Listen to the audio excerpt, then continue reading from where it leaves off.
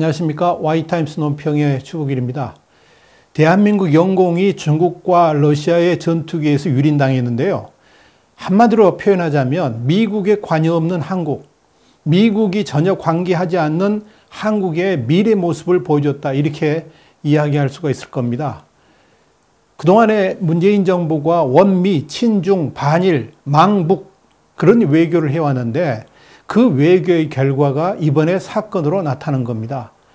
한마디로 말씀드리면 문재인 정부의 무능과 부지 외교가 불러온 망국적 사건이라 이렇게 해석할 수가 있을 겁니다. 중국과 러시아 군용기가 23일 날 동시에 한국 방공식별구역, 그러니까 카디지라고 그러는데 이 카디지에 무단 진입을 하고 러시아 군용기는 우리 영공까지 침범하는 엄중한 사태가 발생을 했습니다. 외국 군용기의 영공 침범은 이번이 처음입니다. 중국과 러시아 폭격기는 각 2대씩인데요. 3시간 12분 동안 남해와 동해 카디지를 헤집고 다녔습니다. 또 러시아 조기경보 통제기 한 대는 독도 영공을 유린했습니다. 특히 독도 주변 상공에서는 한국과 중국과 일본과 러시아 이 4개 나라 군용기 30여 대가 3시간 동안 뒤엉키는 일촉즉발의 상황까지 벌어졌습니다. 이 4개 나라의 군용기가 이처럼 한 곳에 동시에 집결한 것은 처음이기도 하지만 앞으로 이번 사태와 같이 동해에서 한국을 둘러싼 모든 국가들이 적이 돼가지고 그야말로 위험한 상황이 벌어질 수도 있다는 점을 보여줬다는 점에서 참으로 아찔한 생각까지 듭니다. 이런 중국과 러시아의 독도를 포함한 한국 상공 유린은 단순한 실수가 아니고 중국과 러시아 양국이 공동으로 도모한 계획적 도발이라 이렇게 이야기할 수 있을 겁니다. 러시아가 나중에 뭐 실수했다고 말하지만 이건 실수가 아니라는 이야기죠. 이 와중에 일본은 이날 또 독도 영공을 침범한 러시아 항공기에 대해서 우리 군이 이제 경고 사격을 했는데 이것을 뭐라 그랬습니까? 일본 영토에서의 이런 행위는 받아들일 수 없다 그러면서 독도 영유권까지 다시 주장하고 나섰습니다. 여기에다가 북한 김정은은 같은 날이죠. 어제 핵무기를 실을 수 있는 SLBM 탑재, 이 SLBM 탑재가 가능한 3,000톤급 잠수함을 보란듯이 공개를 했습니다. 그러니까 한국을 둘러싼 모든 나라들, 우리를 향해서 도발과 시비를 건 셈입니다. 그렇지 않습니까? 마치 조선 말기, 구한 말에 무기력했던 시대가 2019년에 재현된 듯한 느낌이 들 정도로 지금 대한민국은 중국, 러시아, 일본, 북한에 의해서 철저하게 유린당하고 있는 겁니다. 그런데 우리 정부는 그러면 어떻게 대응을 했느냐? 이렇게 대한민국 영공이 유린당한 비상사태가 발생했는데 문재인 청와대와 정부는 그야말로 무기력하기만 합니다.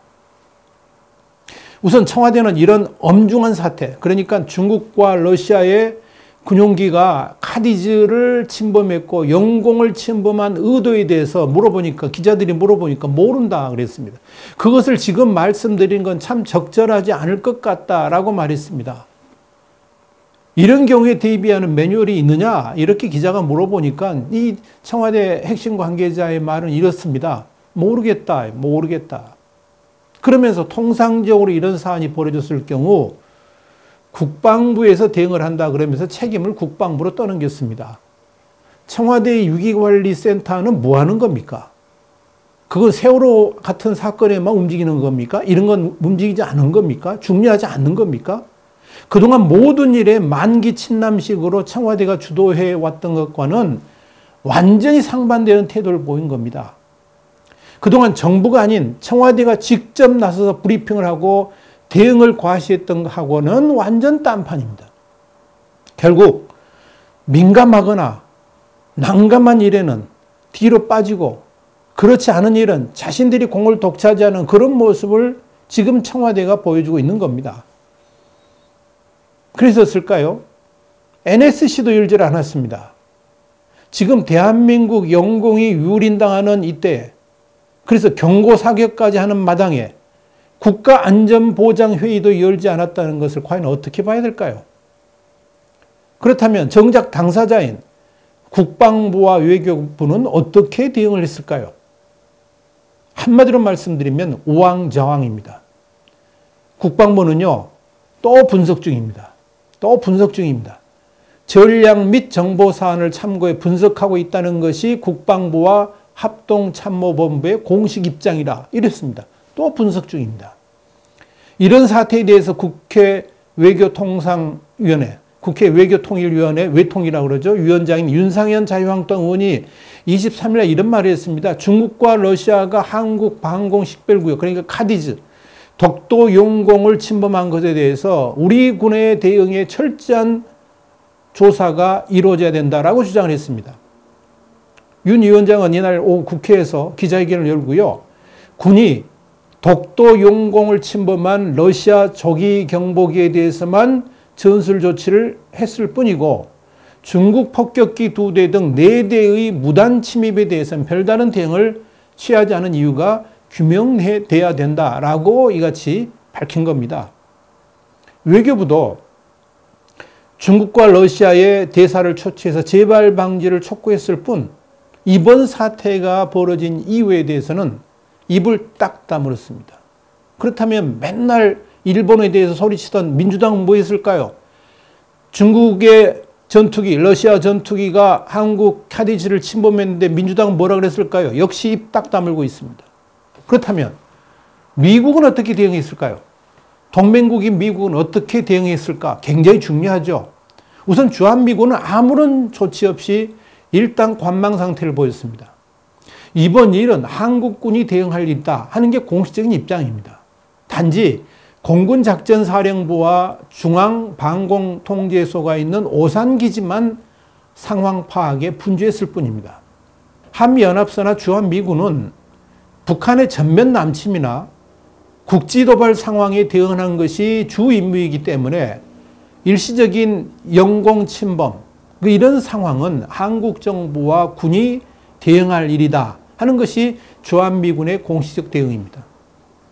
미국 국방부도 23일 날 현지 시간이죠. 러시아 A-50 조기 경보기의 독도 영공 침범에 대해서 한국이 경고 사격을 했는데 미국은 강력히 지지한다라고만 밝혔습니다. 여기에 중요한 것은 여기입니다. 이 부분입니다. 뭐냐면 일본이 독도와 관련해 가지고 항공자위대 F-15J, F-2 전투기를 긴급 발진한 것까지 묶어 가지고 중러 영공 침범에 대한 한일 두 나라의 대응을 강하게 지지한다라는 상당히 중립적 입장을 표명했습니다.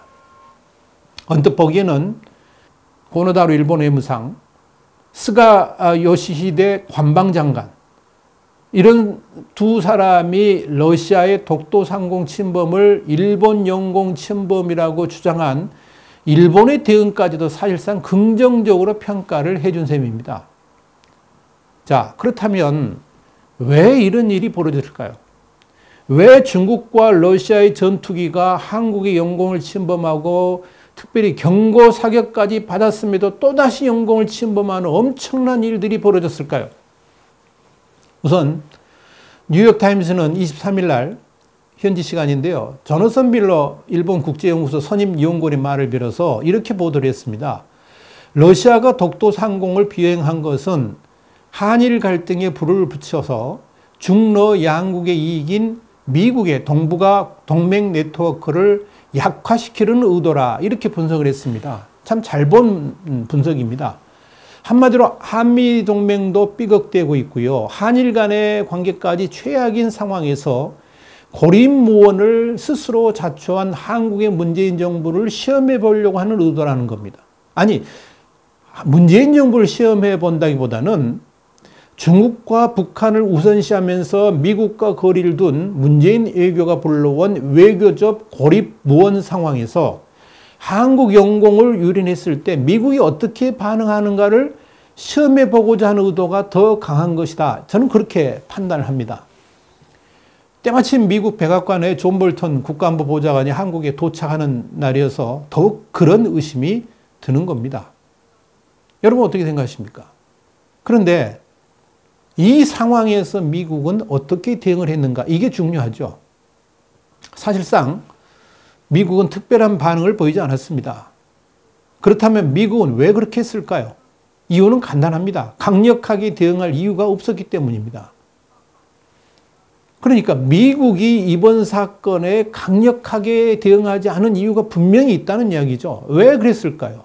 왜 이번 사건에 강력하게 대응하지 않았는지를 분석하기 전에 먼저 생각해 봐야 될 것이 있습니다. 뭐냐면 그동안 문재인 정부가 해온 외교 정책을 분석해 볼 필요가 있습니다.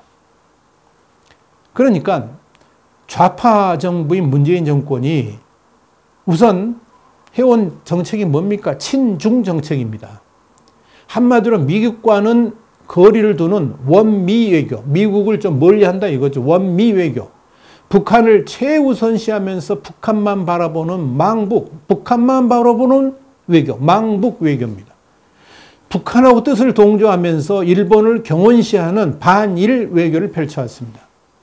그래서 집권하자마자 한미 동맹 정신을 완전히 뭉개버리고 중국과 산불 외교를 덜커덕 성사시켜버렸지 않습니까? 이미 너무나도 잘 알려진 바와 같이 정북 외교라고 불러도 될 만큼 철저하게 북한에 고개 숙이고 북한을 우선으로 하는 외교를 펼쳐왔지 않습니까?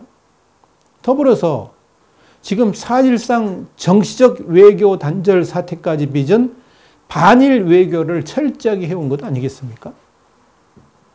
중국에 대해서는 4대주의라고 해도 될 만큼 중국 우대주의 외교가 결국 어떤 사태를 불러왔습니까? 사드 보복에 이어서 이번 한국 영공에 대한 침범 사태까지 벌어진 거 아니겠습니까? 특히 중국 전투기의 카디지 침범은 지난해만 8번 이상 사전 통보 없이 카디지에 진입할 정도로 다반사가 됐습니다. 그런데 우리 국군은 한 번도 거기에 대해서 외교부도 마찬가지입니다. 반응하지 않았습니다. 그러니까 한국을 무시하고 우습게 보는 것입니다.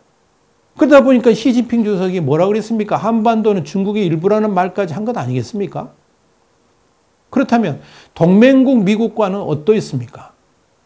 지금 문재인 정부의 최대 목표는 미국으로부터 벗어나는 거 아닙니까? 그 대표적인 것이 전시작전권 이양으로 나타나고 있는 겁니다. 미국의 지원 없는 정시작전권 행사가 과연 가능하기나 한 일입니까? 그런데 문 대통령은 자신의 임기 내 한수를 아예 단단히 못 받고 있습니다. 심지어 대통령부터 평화협정 체결을 말합니다. 이 평화협정이 뭘 의미하는지 대통령도 잘 모르고 하는 것인지 모르겠습니다만 하여간 대통령부터 평화협정 체결을 말하고요. 대통령의 멘토 그룹이라든지 정권 내부조차 공공연하게 미국과의 공조가 아니라 북한과의 공조를 외치고 있는 상황입니다. 여기에 그동안 한미동맹을 파국을 이끄는 데 중요한 역할을 했었죠. 문정인 대통령 외교안보특보. 이 문정인을 주미대사로 내정하려고 하고 있습니다. 이 부분에 대해서는 제가 수요일 내 아주 자세하게 한번 분석을 하겠습니다. 문정인 대통령 외교안보특보가 뭐라 그랬습니까? 한국이 원하면 주한미군도 철수해야 된다 그랬잖아요. 정전선언이 이루어지지 않은 것은 미국 때문이라 그렇게 말하지 않습니까? 그런 사람을 주미대사로 보내려고 하는 문재인 정부의 의도를 미국은 어떻게 받아들일까요?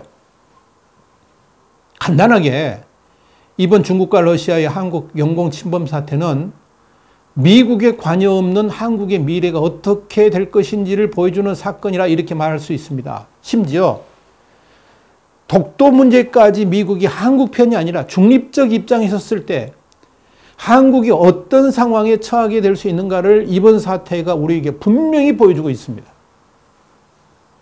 이번 사태에서 미국은 사실상 방임하는 자세를 보여줬습니다. 이런 미국의 태도도 결국 문재인 정부가 자초한 것입니다.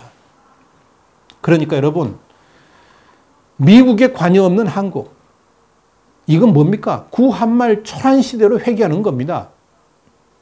결국 이번 중국과 러시아의 한국 영공 유린 사건은 미국이 한국에 관여하지 않았을 때, 예를 들면 미국과 한국의 동맹이 깨졌을 때, 그래서 미국이 한국에 대해서 관심을 가져주지 않을 때 한국의 미래가 어떻게 될 것인가를 단적으로 보여주는 겁니다. 조선 말기부터 대한제국까지의 시대, 바로 그 구한말, 열강들의 틈바구니 속에서 힘이 없었던 바로 그때의 우리나라. 이것이 진보좌파들이 그렇게 주장했던 대한민국의 미래입니까? 삼성전자가 있고 한강의 기적을 이룬 경제가 있으니까 우리 마음대로 외교를 해도 될 것으로 알았습니까? 그렇게 대한민국이 생각하는 대로 외교도 정치도 흘러갈 수 있을 것이라고 생각을 했습니까? 참 한심합니다. 그런 외교적 무지가 지금의 사태를 불러온 겁니다. 그럼에도 불구하고 미국을 멀리하는 원미, 친중, 반일, 북한만 바라보는 망북 외교를 고집할 겁니까? 뭐요? 중국이 우리의 안보를 보장해 줄 수 있다고요? 그래서 미국과 그런 것 같이 중국과 동맹관계를 맺어야 된다고요? 군사동맹을요? 꿈 깨세요. 그렇게 치기 어린 얄팍한 지식으로 나라를 움직이는 것은 그야말로 불장난일 뿐입니다. 미국에 관여 없는 한국 어떻게 될까요? 그것이 바로 이번에 중국과 러시아의 영공유린, 일본의 독도 영유권 주장, 이 사태로 나타난 겁니다. 구한말의 초란 시대, 그런 시대로 회귀하고 싶습니까? 원미, 친중, 반일, 망북 외교, 그래도 계속 할 겁니까? 문재인 정부의 무능과 무지 외교가 불러온 망국적 사건, 이것이 바로 중국과 러시아의 전투기가 한국을 침범한 사태라. 이렇게 정의할 수 있을 겁니다. 화이트타임스 논평이었습니다. 다음 주에 다시 뵙겠습니다. 감사합니다.